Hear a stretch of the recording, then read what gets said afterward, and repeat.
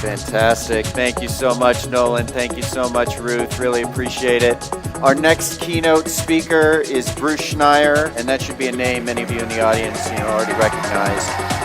Bruce Schneier is an internationally recognized security technologist, famously dubbed a security guru by The Economist. He is a New York Times bestselling author of 14 books, most recently A Hacker's Mind, and his widely followed newsletter, Schneier on Security and Cryptogram, have reached over 250,000 readers. A fellow at Harvard's Berkman Klein Center and a lecturer in public policy at Harvard Kennedy School, Bruce also serves on the boards of the Electronic Frontier Foundation and Access Now. Currently, he's the Chief of Security Architecture at Inrupt. Please join me in welcoming Bruce Schneier, who's joining us live, albeit virtually, for his talk about trust in AI. I'll get you up on the screen here in just a sec, Bruce. Give us a check 1, 2, Bruce. Check 1, 2, Bruce. All right, thank you. All right, here we go. Nice to see you there. And I'm glad you're there. I think this is really important work that is being done here. I want to talk about AI and trust, because I think it matters for what's happening here at Kwaai AI. And I think it matters a lot for AI. Trust is actually a really complicated concept. That single word is overloaded with a lot of different meanings. So there's a personal and intimate trust. When I say that I trust a friend, it's really not about their actions and more about them as a person. Right? I know them, I know their intentions, and I know their intentions will inform their actions. I want to call that interpersonal trust. There's also a less intimate, less personal trust. Right? I might not know them personally or know their motivations, but I can still trust in their behavior. Right? I don't know if this person wants to steal, but I can maybe still trust that they won't steal. That's really more about reliability and predictability, but we still call it trust. And I want to call it social trust. So interpersonal trust and social trust, they're both essential to society today. Right? We have mechanisms that induce people to be trustworthy, that allows others to be trusting, and that enables trust in society. Right? That's sort of the frame. It's not perfect, of course. There are always untrustworthy people, but it's good enough for society to work. So I wrote about this first in 2012. You don't see the book on my shelf. It was a book called Liars and Outliers.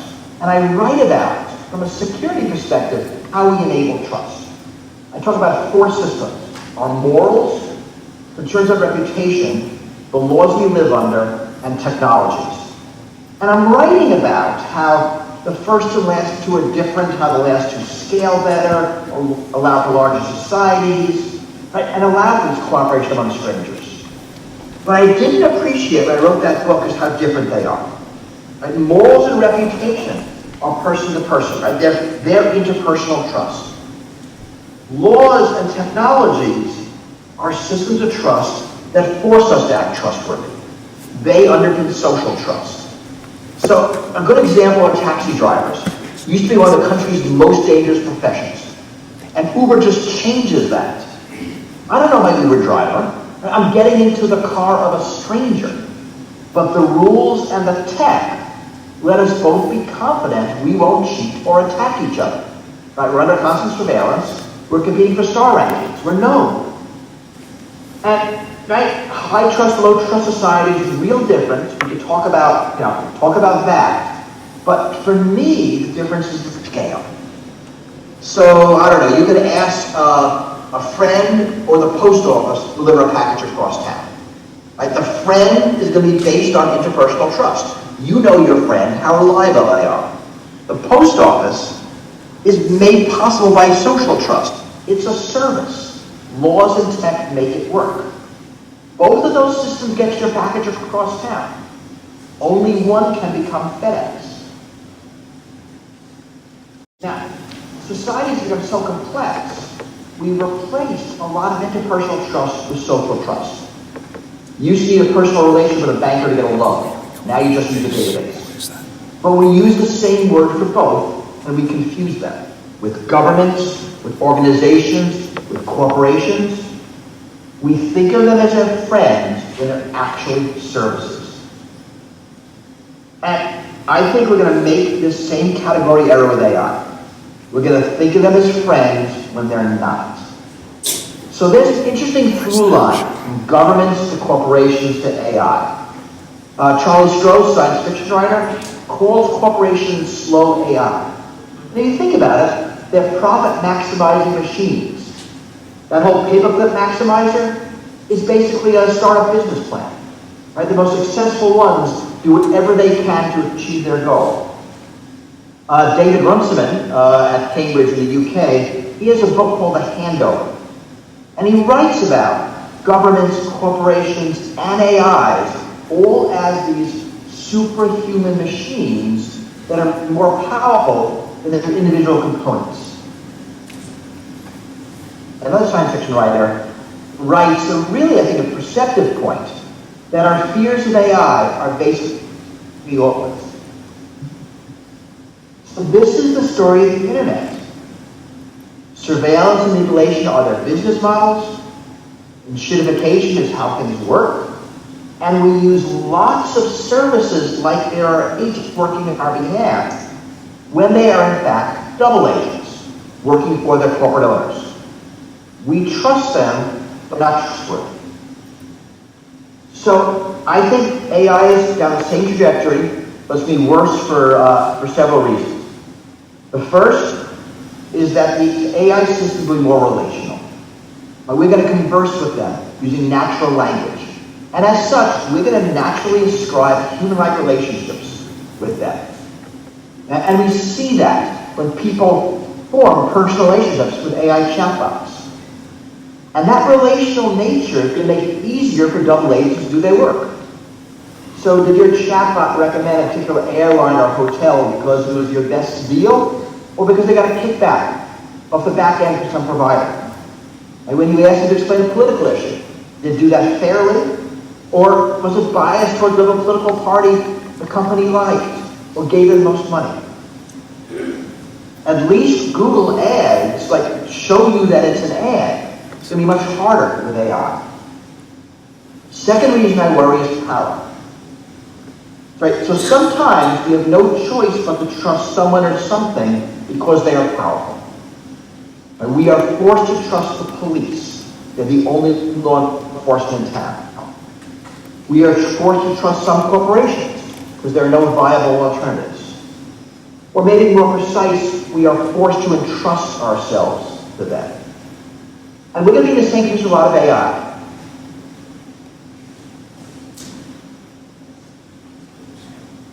Okay, we've lost. Bruce, we've lost you.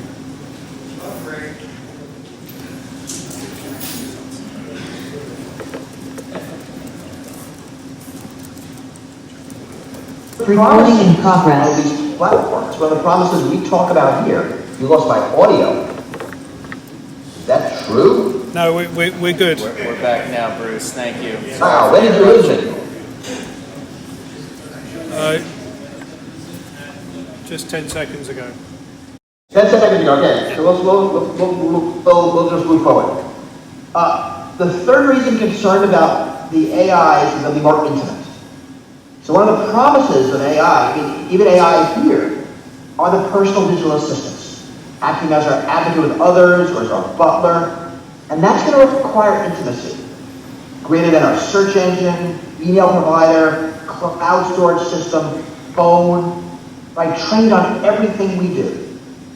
Because we're going to want it to help us in all sorts of ways. Notice our moods, anticipate our needs, be our therapist, life coach, relationship counselor. This is tailor-made for us to think of it as our friend, right? Conversing in a natural language, we respond in kind. If it's a robot, it looks humanoid. It'll interact with the whole of our existence. And we're going to want to trust it. It'll use our mannerisms, our cultural references, a convincing voice, a confident tone, authoritative manner. Its personality will be optimized to exactly what we will trust. And that scares me. And we need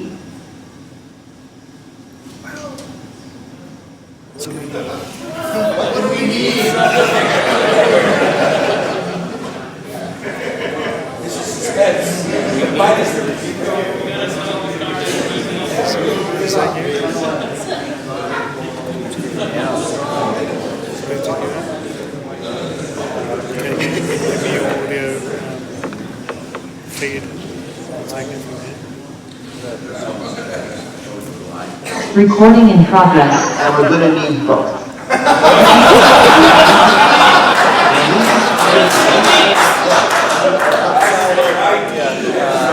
That was absolutely perfect, though. It was perfect. You cut out again. We're having some Wi-Fi connectivity issues here. You cut out again right as you said, "What do we need?" And the audience is waiting with bated breath to understand what it is that we really need.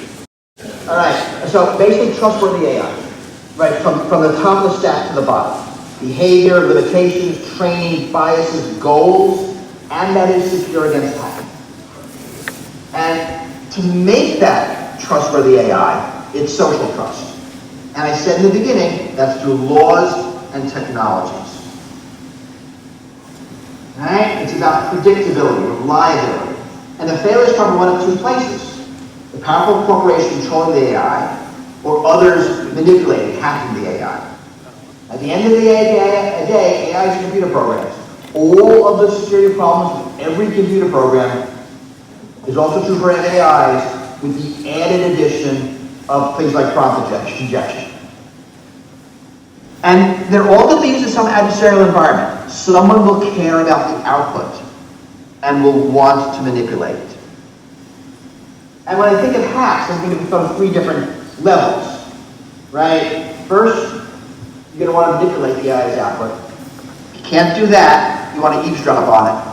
If you can't do that, you might want to disrupt it. Think of an AI being used in a trade negotiation in another country, or as a legal researcher, or as, something in the judicial system. Doesn't matter how accurate or powerful or hallucination-free the AI is, you can't guarantee it hasn't been hacked. So I think there's a huge need for AI security. I think it's a very hard technical problem. I think it's a problem not really of confidentiality, but of integrity.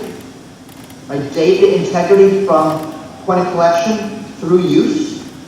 Okay? Remember when you used to put stickers on street signs to fool the car AIs? The data integrity issue. Manipulating training data, data integrity issue. Prompt injection, data integrity issue. If we're going to use these AIs in a corporate environment, like imagine a corporate AI, think of the kind of thing Microsoft wants with Copilot. Right? It generates reports, analyzes decisions, does corporate stuff. Integrity is vital for that. I think this is a hard problem. I think it's a problem that needs a lot of research in the security community, and one that is going to be essential to making AI work in any of these kind of systems matter. Local AI matters here. I mean, today most AI happens in the cloud. My guess is that's going to change. And AI will move on to home laptops and phones, and people are going to run their own models, they even train their own models. Different problem, but also but similar in these needs for integrity. But even with all the tech, I don't think the market provides this on its own. Right? Corporations are profit maximizers. They're not going to build systems for your interest, they build them to their interest. And here, I really want government to step in and enforce trustworthy AI systems. It's also true for AIs with the added addition of things like prompt injection. I'm going to try to bring this in for a landing. So I want to see governments with policies to incent trustworthy AI. laws about transparency, AI safety, minimal security standards. And why I'm here is we need public AI models. We need AI models that are not built by corporations, that are not built under the corporate profit model. Not to replace them, but to be as a counterpoint. And I mean something very specific here. I don't mean corporate models the public can use. I don't mean corporate models the public is licensed. I don't even mean an open source model the public can examine. Right? I want a model built by the public for the public, with social accountability, not just market accountability, available to anyone to build on top of, so universal access, and a foundation for like a free market in AI innovation. I don't think we ever make AI into our friends, but we make them into trustworthy services, right? But only if government mandates it. And it is within government's power to do this. Because I think the point of government is to create social trust. And while this is going to be hard, I don't think it's a lot harder than the other things government does. We need government to facilitate trust in AI. So I have 3 work streams. I'll close with this. One is AI security, as known traditionally. 2, AI integrity, defined very broadly, and regulations to align incentives. We need them all, and we need them all soon. And to me, that's how we will create social trust in AI. And with that, I am done. Apologize for the glitches, and I'm going to try to be there in person next year. This is silly. We